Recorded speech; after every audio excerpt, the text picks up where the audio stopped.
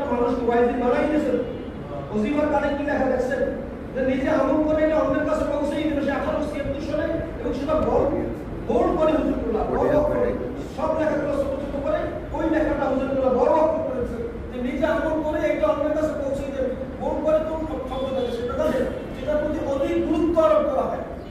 যে শব্দটা, যে লব্ধটার প্রতি, যে বাক্যটার প্রতি, যে আদেশটার প্রতি গুরুত্ব আরোপ করা হুজুরুল্লাহ সেটাকে বোল্ড করে বড় অক্ষরগুলোকে বড় করে নিজে আমল করে এই ওজিফার কার্ডটা অন্যের কাছে পৌঁছাতে একটা নবীওয়ালা কাজ আমাদের।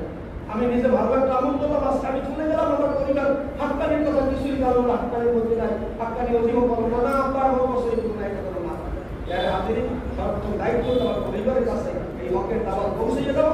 আর আমার মসজিদে তাদের প্রায়োরিটি তারা করতে পারে। আমার মসজিদের মহব্বত, মসজিদের কথা, আমার মসজিদ কি, আমার ওলিয়াল্লাহ কি, ওলিয়াল্লাহ কেন প্রয়োজন। এই জমানায় শয়তান আমাদের 72-73 ফেরকার ভিতরে জড়াই দিয়া আমাদের ওই এলেমের দ্বারা এখান থেকে আমি বের হতে পারবো না।